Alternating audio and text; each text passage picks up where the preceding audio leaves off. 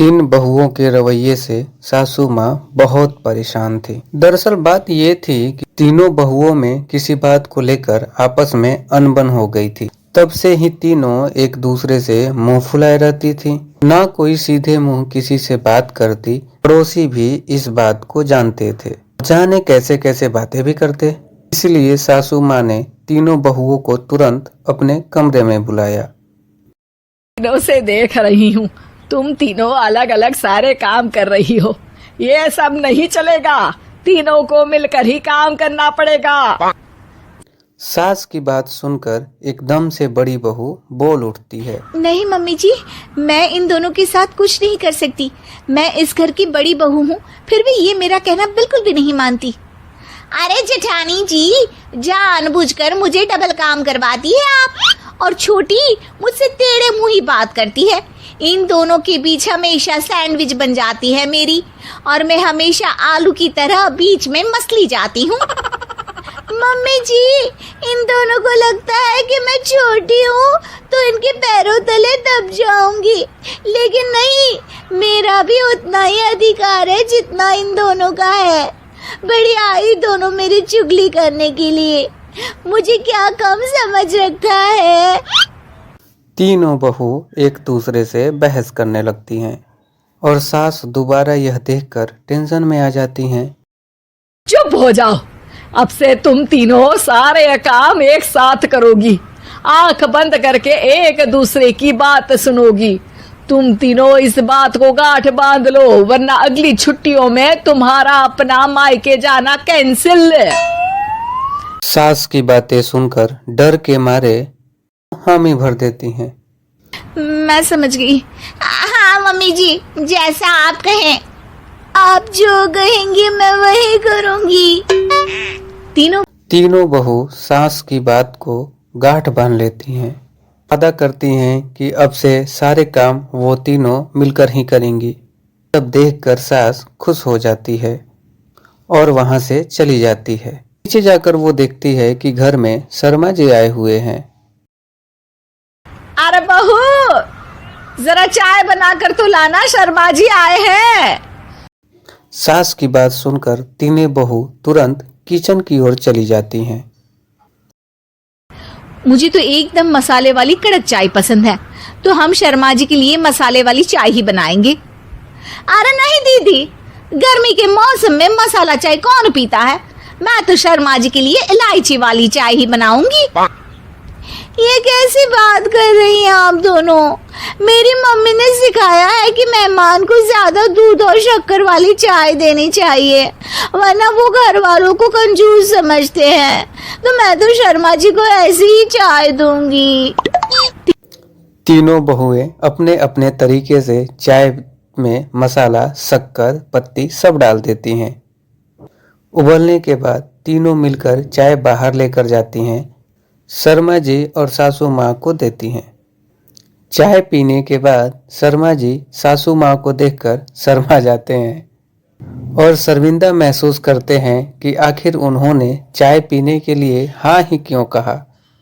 सासू बहू, ये कैसी चाय बनाई है? चाय है या मीठे दूध की बासुंदी? हाँ, चाय अच्छी नहीं लगी क्या?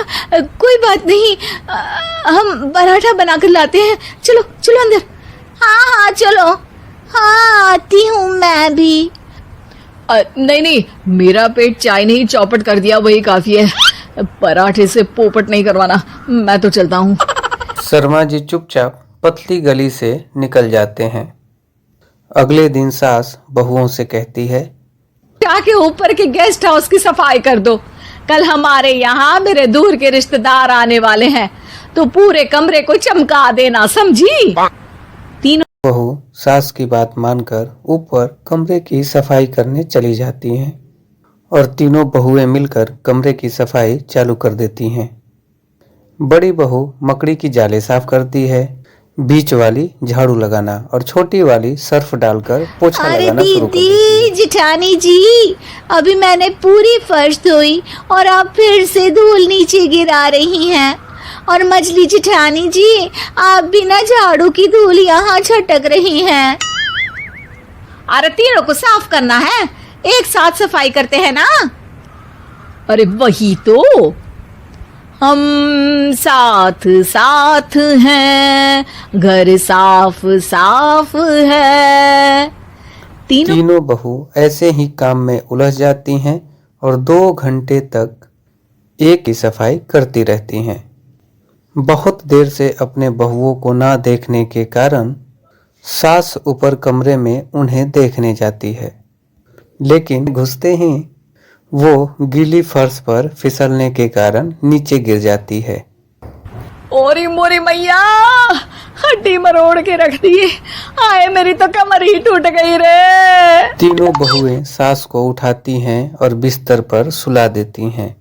अरे मेरे हाथ पैर दर्द कर रहे हैं, दबा दो, आराम मिलेगा। हाँ जी माँ जी। अरे जी माँ जी, जी माँ जी। तीनों बहुएं एक साथ सास की हाथ को दबाना शुरू कर देती हैं। माँ की तो चीख ही निकल जाती है और नतीजा यह होता है कि सास के बचे हुए शरीर में भी दर्द उठ जाता है। हाय राम, ये क्या कर दिया तुम तीनों ने। अरे मेरी तो किस्मत ही फूटी है कि तुम जैसी बहुएं मुझे मिली। हे भगवान, पूरे शरीर में दर्द बढ़ गया है। अब तो पता नहीं कि चल भी पाऊंगी या नहीं। माफ करो, मुझे गलती हो गई मुझसे कि तुम तीनों को एक साथ काम करने के लिए बोला। सोचा था तीनों मिलके अच्छे से काम करेगी, लेकिन बड़े बुजुर्ग सही कहते थे कि 3 तिगाड़ा काम बिगाड़ा। तुम लोगों ने ये बात ना आज साबित करके दिखा दी। तुम तीनों को तो समझाना यानी मानो भैंस के आगे बीन बजाना है। तुम्हें अकेले अकेले काम करना है ना, तो अब से तुम अकेले ही अपना अपना काम करो। तीनों बहुएं वहां से जाने अरे लगती। कहाँ जा रही हो? आप ही ने तो कहा कि अपना अपना काम करो, तो मुझे मुल्तानी मिट्टी लगानी है। अरे मुझे भी तो नेल पॉलिश लगानी है। मुझे ना मेहंदी लगानी है। सास सास अपना सर पीट लेती है और कहती है, अरे मुझे भी लगाना है कुछ। क्या माँ जी? क्या माँ जी? क्या माँ जी? तुम्हारे घर वालों को फोन तुम्हारी हरकतें बताने के लिए।